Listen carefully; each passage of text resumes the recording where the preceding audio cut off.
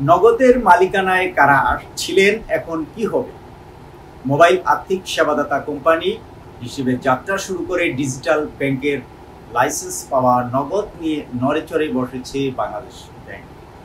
গত সোমবার প্রতিষ্ঠানটির 5 বিদেশি উদ্যোক্তাদের বিষয়ে বিস্তারিত তথ্য জানতে চাওয়ার কথা জানিয়েছে বাংলাদেশ ব্যাংক।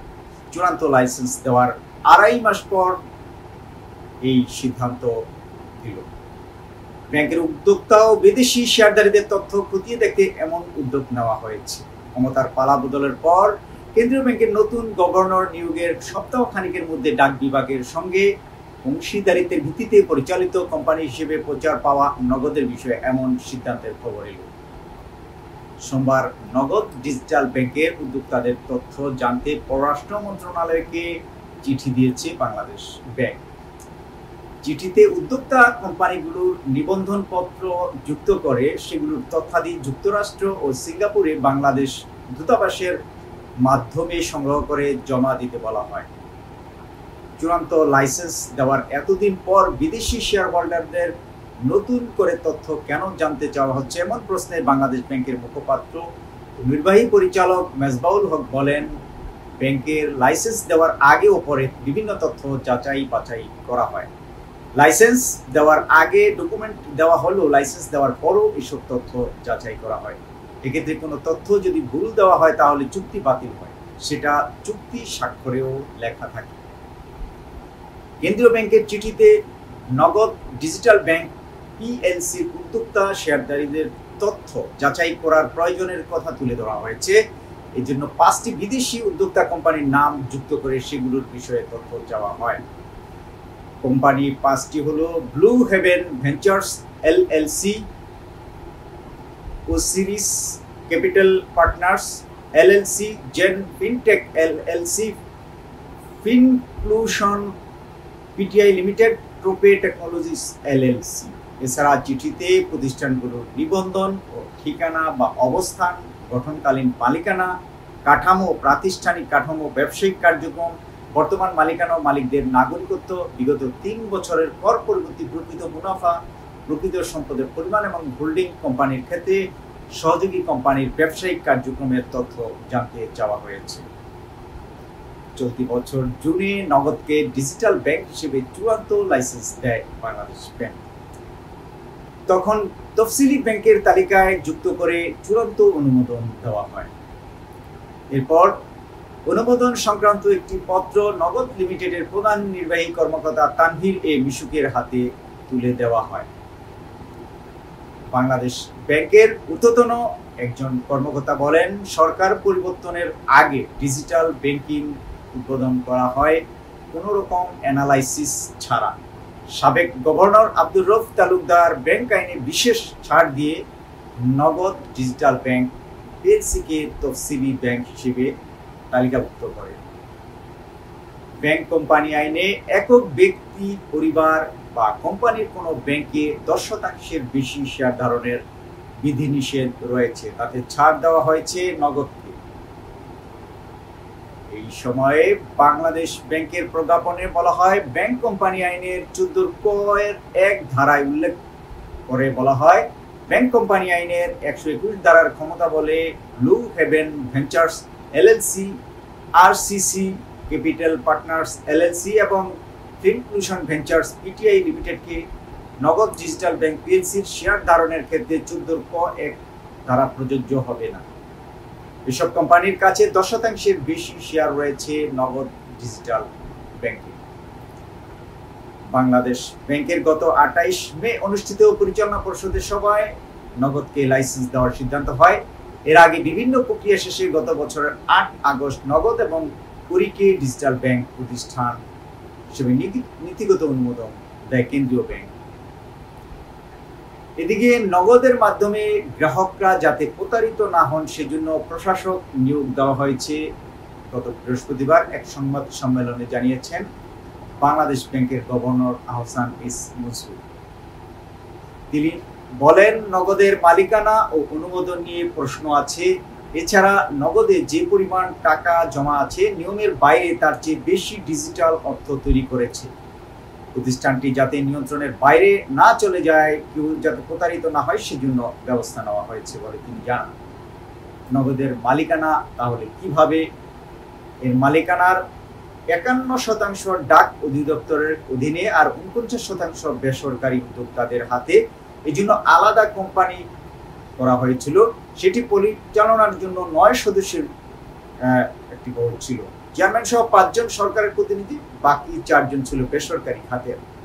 নগদের প্রতিষ্ঠাতা ২০১৮ সালে, পরে বলা হয়েছিল নগদ ডাক বিভাগের ডিজিটাল লেনদেন। তবে মালিকানায় নতুন করে ডাক বিভাগ কাদের মালিকানায় যুক্ত হওয়ার খবরের তখন প্রশ্ন ওঠে। এরপরে মালিকানা কে বা কারা ছিলেন সেটি নিয়ে দ্বন্দ্ব তৈরি হয়। মূলত নগদকে সরকারের ডাক অধিদপ্তরের সেবা হিসেবে প্রচার করা হলেও এর মালিকানায় ডাক অধিদপ্তরের কোনো অস্তিত্ব ছিল না। শুধু মুনাফার ভাগাভাগিতে ডাকের নাম ব্যবহার করেছে নগদ। জানা গেছে নগদ লিমিটেডের পরিচালক ৯ জন, যারা বাংলাদেশ সহ বিভিন্ন দেশে নিবন্ধিত বিভিন্ন কোম্পানির প্রতিনিধি। এর মধ্যে যুক্তরাজ্য, কানাডা ও সিঙ্গাপুরের ১ জন করে নাগরিক রয়েছেন, অন্য ৬ জন বাংলাদেশি। আরডিসির তথ্য অনুযায়ী নগদের শেয়ার থাকে একটি কোম্পানির মালিকানায় রয়েছে সাবেক সরকার দলীয় ২ সাংসদ নাঈম রাজ্জাক ও রাজি মোহাম্মদ ফখরু। আর নগদের ব্যবস্থাপনা পরিচালক তানভীর আহমেদ, জুনিয়র চেম্বার সভাপতি নিয়াজ মোরশেদ ও জুনিয়র চেম্বার ঢাকার সাবেক সভাপতি মারুফুল ইসলাম নগদের শেয়ারে রয়েছেন। একাধিক প্রতিষ্ঠানের মালিকানায়। এর মধ্যে নিউজ মোরশেদ যুবলীগের কেন্দ্রীয় কমিটির সদস্য। তারা ৩ জনই নর্থ সাউথ বিশ্ববিদ্যালয়ের পড়ুয়া। একসঙ্গে এর বাইরে অনেক ব্যবসার সঙ্গে যুক্ত। নগদের বাইরে অন্য কোম্পানির পর্ষদেও যারা একে অপরে রয়েছেন। নগদের পরিচালক পদে থাকা ব্যবস্থাপনা পরিচালক তানভীর আহমেদ, তিনি টি এশিয়া হোল্ডিংসের প্রতিনিধি। প্রাইম ব্যাংকের সাবেক এমডি রাহেল আহমেদ ফিনক্লুশন ভেঞ্চারের প্রতিনিধি হিসেবে নগদের পরিচালক। ব্লু ওয়াটার হোল্ডিংসের প্রতিনিধি হিসেবে পরিচালক হয়েছেন সাফায়াত আলম, তিনি নগদের নির্বাহী পরিচালক। নথিপত্রে দেখা গেছে ব্লু ওয়াটার হোল্ডিং এর প্রকৃত মালিক সরকার দলীয় ২ সাংসদ নাঈম রাজ্জাক ও রাজি মোহাম্মদ ফখরু। এর মধ্যে রাজি মোহাম্মদ ফখরুল চেয়ারম্যান ও নাঈম রাজ্জাক রয়েছেন ব্যবস্থাপনা পরিচালক হিসেবে। দুজনেই ২০০০ করে শেয়ার রয়েছে ব্লু ওয়াটার হোল্ডিং এ। জানা গেছে নগদের পরিচালক হিসেবে আছেন রাজাউল হোসেন, তিনি পরিচালক রয়েছেন ফিনটেক হোল্ডিং এর প্রতিনিধি হিসেবে। আবার ফিনটেক হোল্ডিং এর মালিকানা নিয়াজ মোরশেদ ও নাসির উদ্দিনের।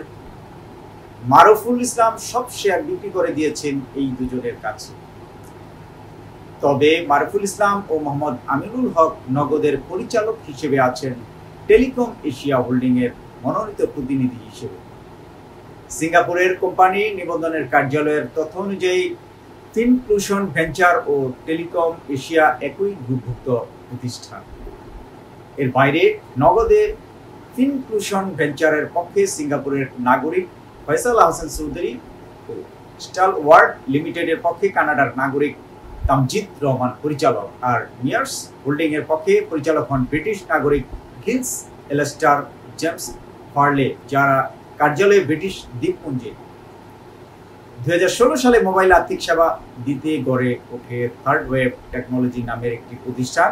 নগদের মালিকানায় তানভীর আহমেদের পাশাপাশি যুক্ত হন গ্রামীণফোন ও গুগলের সাবেক কর্মকর্তা কাজী মনিরুল কবির, সৈয়দ মোহাম্মদ কামাল, সৈয়দ আরশাদ রেজা ও মিজানুর রহমান। ২০১৭ সালে ডাক অধিদপ্তরের মাধ্যমে মোবাইল ব্যাংকিং সেবা দেওয়ার কাজ নেয় থার্ড ওয়েভ টেকনোলজিস। ২০১৯ সালের ২৬ মার্চ কার্যক্রম শুরু করে নগদের কার্যক্রম শুরুর আগেই অংশীদারদের কেউ থার্ড ওয়েভের শেয়ার ছেড়ে দেন।